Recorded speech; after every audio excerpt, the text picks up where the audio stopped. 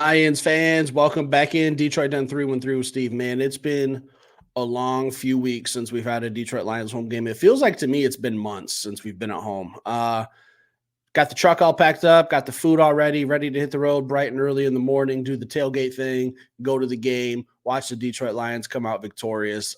This is the official game day episode. Saturday night, love talking football, man. These are probably my second favorite episodes to do. Okay. I love talking post game shows after a Detroit Lions win, but talking about getting you guys ready for the game, what to look for, maybe a little giveaway at the end of this episode and how you guys can get into that. It's not too late. I will be posting some information about that on the Twitter page. Must be following, must be subscribed. I don't ask often. I don't like to even mention the word subscribe, but it is a requirement to win the giveaways. This is a big week for the Detroit Lions. I'm gonna paint a picture, okay? A lot of people this week have been texting me and asking me a question, and that question has been, Steve, who are you cheering for this week? Obviously, I'm a diehard Detroit Lions fan. I have a podcast talking about the Detroit Lions, but why are people asking that? So I'll paint you guys a little picture. When I was growing up, we always cheered for the Tennessee Titans. One of the first Super Bowls I remember actually watching from start to finish and knowing kind of what was happening was the Titans versus Rams. So I kind of always had a little soft spot in my heart for the Tennessee Titans. I feel like they're probably the second team that I know the most about. So I've been kind of having this one circled on my calendar for a little bit too. I still cheer for the Titans. I still hope that they do very well. You know, I got some family connections with the Tennessee Titans. I got some family down in Tennessee. No hard feelings toward the Titans. I'm going to be firm but fair in this episode, guys. I'm sorry. So I cheer for the Titans whenever they are not playing the Detroit Lions, okay? This road ends with the Detroit Lions winning a Super Bowl. I've been saying that, okay? My allegiance has not changed. So let's just get that straight. Injuries, man. I did an episode yesterday, I think, talking about we cannot afford any more injuries on this team. My number one goal for this game is 1, to win, 2, win without any major injuries. Okay. There's going to be some bumps and bruises. Some players will go down. It's okay. But let's just take a look at the injury report for the Titans and the Lions. As you can see here, our injury report is a lot lighter than the Titans. Okay. Christian Mahogany, he's out. That's not a huge factor. We haven't really even seen him yet, other than maybe a little bit of practice here and there. But Josh Pascal is who I was mainly referring to. Okay, defensive end. I think he played very well against the Minnesota Vikings. And I even mentioned, I'll tag that episode at the end of this one. This is a golden opportunity for some kids to step up. This is a golden chance for players like Isaac Ukwu and Mekhi Wingo to get some meaningful reps. Biggest thing I'm seeing with the Tennessee Titans, no L'Jarius Sneed. Their prized trade target from last year from the Kansas City Chiefs. You guys should be familiar with him. A lot of Detroit Lions fans wanted Brad Holmes to make a trade and get L'Jarius Sneed.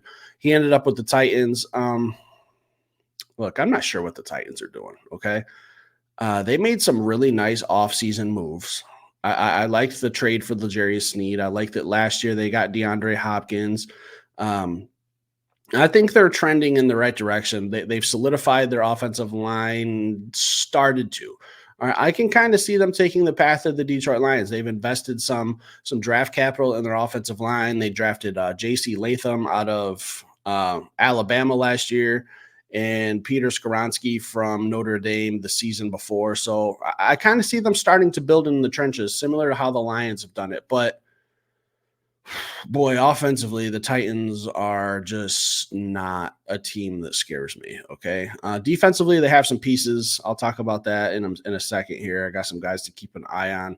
Hint, hint, there's a trade coming up with the Titans and Lions, I feel, possibly. But I don't know what the Titans are playing for this year, man. I think they're selling everything off. They traded D-Hop. They got players sitting out. Their quarterback situation's a mess. I know that they're general manager the other day said that they were committed to Will Levis. I don't think they should be. I don't think Will Levis is the answer at quarterback for them, but let's focus on just today, okay?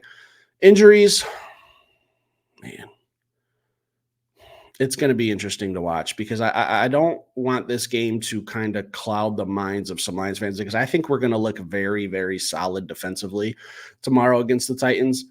But I feel like we have to grade that on a curve with how bad their offense is. So try not to get too overly excited or don't get in that mindset like, oh man, we played really good against the Titans. Maybe we don't need to trade. I think for the long term of the Lions, we still need a pass rusher or two just because of the injuries. And I talked about that yesterday in the Josh Pascal episode. I don't want to beat it up too much, but when it comes to what I think the Lions need to focus on when we have the ball is they have a game record by the name of Jeffrey Simmons. Okay. Their defensive tackle. I wanted him in a Detroit Lions uniform very, very badly last year. And then the Titans went out and re-signed him. They gave him a very friendly deal, but I was having some dreams of Jeffrey Simmons and Lee McNeil last season. So I really like what he does in the middle for their defense, but at the end of the day, he's one guy, okay? And our offensive line, I think, is the best in the NFL. I don't think it's close. I think we are leaps and bounds above a lot of teams in the NFL when it comes to offensive line play. So Jeffrey Simmons doesn't scare me as much as he probably would in another situation. But they do have a guy by the name of Harold Landry, whose name has come up quite a bit in some trade talks. I think that the only reason Harold Landry isn't a Detroit Lion right now today is because we play them this week. All right. I think that he is going to be one of the hot names come Monday morning that Brad Holmes is targeting. I've had him on my radar for a little while, but I didn't think a trade would happen while they're on our schedule. This isn't like baseball where you trade a guy and he goes literally across the stadium to play on the other team. Okay. Teams don't want to have their pass rushers going against them. So I think starting Monday, Harold Landry is a target that I think Brad Holmes is going to be looking at. I think he's a piece that would bring great value to the Detroit Lions. And I don't think Harold Landry is enough. Okay. And I don't want to turn this into a trade episode. This is a game day show, but Harold Landry is someone I've had on my list for as long as as Aiden Hutchinson's been out. So I think that after this, Harold Landry is going to be a Detroit Lion, and I think we're going to make another move for a true defensive end. I think we're going to bolster up some depth. So keep an eye and watch Harold Landry of the Tennessee Titans if you're not very familiar with his game, because I predict he's going to be a Detroit Lion. You heard it here first. Listen, when it comes to what the Lions need to do to win this game, I'm not being cocky or I'm not being arrogant, because I truly believe in the saying, any given Sunday, you never know what's going to happen. Okay. You never know. These are professional athletes on both sides of the ball that are preparing for this game. They've been preparing for it all week. There's a game plan in place. I want the Titans to do well in the future, but in this game, I truly feel like this is an audition for some players to get some meaningful reps and some game film. And I'm trying to say this is kind of like a bye week for the Lions. It really should be that way. Okay. I think we should beat this team handily. I don't think it should be close. I said the other day, I think we see Hendon Hooker play the whole fourth quarter because this game's going to be out of hand. That's what I hope. Okay. On paper, roster for roster, the Titans are not even in the same category or stratosphere as the Lions. And again, I hope they do very well in the future, just not in this game. Okay. This is a game where I think it could get out of hand early. Okay. But reeling myself back in, we did just have a big emotional win over the Minnesota Vikings, and I usually don't buy too much into that shit, okay? You show up on Sundays, you're expected to do a job. This is the NFL. I don't believe in emotional hangovers or anything like that. I do think that that's more of a factor at the college level, but in the pros, I don't think that should be a thing. But I've heard that thrown out. I heard it from the Dallas game. Maybe the Lions are going to be overlooking Minnesota and stuff like that. I don't think that's the case. I don't think that the Lions as a team are overlooking the Tennessee Titans. They obviously are more, focused on the X's and O's, but just on paper, the Lions are just far more a better team. Okay. And I'm sure that if this is like any other game day show, we're going to have some Titans fans pop in here and tell me how wrong I am. But at the end of the day, the Lions are 5-1 and the Titans are 1-5. Okay. And I get it. The Lions are playing for a Super Bowl, and I think the Titans are setting themselves up to be a top 5 draft pick next season. So I think that this game will be pretty much over by halfway through the third quarter. I think we'll see some Hendon Hooker. I think we'll see some Isaiah Williams. You guys are really high on him as a wide receiver, and with Jamison Williams being out. Speaking of which, I think we're going to be just fine on offense, okay? With the JMO suspension, it sucks, but honestly, this is the time in the two games I'd probably rather get it out of the way while we're playing a team like the Titans, who are at the bottom of the standings in the NFL. If I had to pick someone who should step up, and again, I'm not saying that this player plays the same position as Jamison Williams, but just from a production standpoint, I'd probably be looking at someone like Sam Laporta to probably step up a little bit. I don't believe in the sophomore slump. I don't know if there's something physically going on, but compared to what he was doing last year and his stats right now, Sam Laporta, I'd like to see some more production. I think that this is a golden opportunity for him.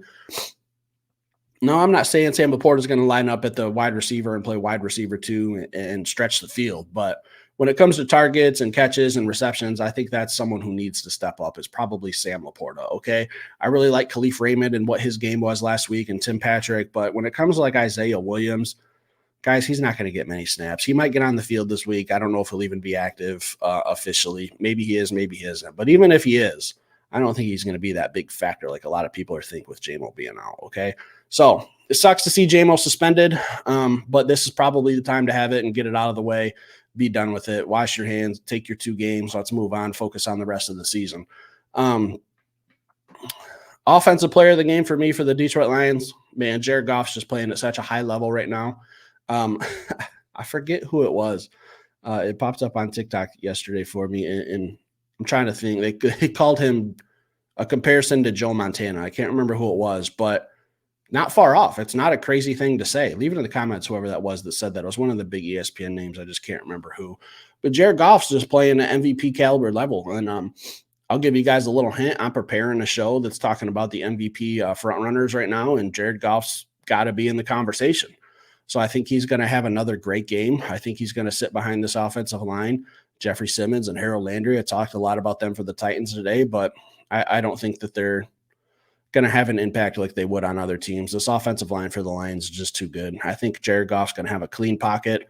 Even without Jamison Williams, he has plenty of weapons to get the ball to. Our running game is going to be solid.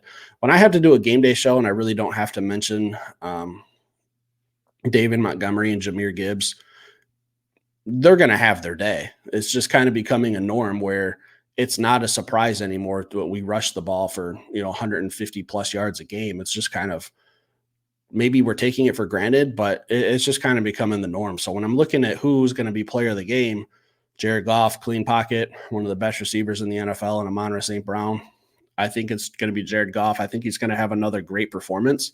I'll predict his stat line. I think I came close on Amon-Ra St. Brown's stat line last week. I think I was off by like 4 yards. I'll say Jared Goff.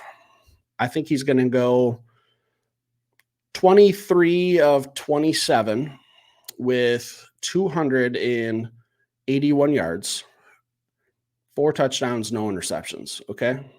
Right. I'm going to have to write that down and see how close I come this week. Defensive player of the game. This is a bold take. Okay.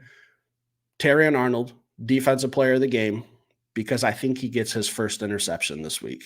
I think this is the week. Mason Rudolph playing quarterback, or even if it's Will Levis. I don't know if the Titans have officially made a decision on who's going to be playing quarterback tomorrow, but I think Terrion Arnold gets his first career interception this week, and I'll put a little cherry on top of it and make it even more bold. Pick 6. I think we're going to see a defensive touchdown. I think it's going to be Terrion Arnold. And I did an episode a couple game days ago. I think it was the Seahawks game. I said we haven't seen a defensive touchdown at Ford Field in quite a while. Can't remember when it was, and that was when Carlton Davis almost had the scoop and score. I think he got tackled a little short. Man, I wanted to be right about that. I want to be right about Terrion Arnold as well. I think this is going to be a good game for him. Pick 6, defensive player of the game, and Jared Goff, offensive player of the game. Score prediction. All right. Again, I think this game's going to be over probably halfway through the third. If you guys want to go get that extra beer during a timeout or something, that would probably be the time to do it. I'm going to say 44-13 Lions. Okay. I think it's just going to be one of those games that we need. We had kind of a blowout against the Cowboys a couple weeks ago. We had a tough, hard-fought game against the Minnesota Vikings. Titans coming to town. I think this one's going to get ugly. Listen, jersey giveaway. Okay, and let me end the show with some more information. It's in the closet. I'm not going to get up and get it. An extra large home Amon-Ra St. Brown jersey. To win that jersey, you must be following me on Twitter at Perks8 on Twitter and be subscribed to the YouTube channel here. Again, guys, I don't ask for subscribers. I'm focused on good quality Detroit Lions content. Whatever happens with you guys choosing to click a button, that's up to you. I try to just focus on good quality content here. But to be entered into the giveaway, those are the requirements. So let's get it done, guys. I think that this is going to be one of those fun games for the Detroit Lions tomorrow. So stick around, hit that like button, guys. Leave some comments, drop your bold takes, your predictions, your player of the game, drop it all. We'll talk about it, and I'll be back later with another show where we will be talking about a Detroit Lions victory. Thanks for watching.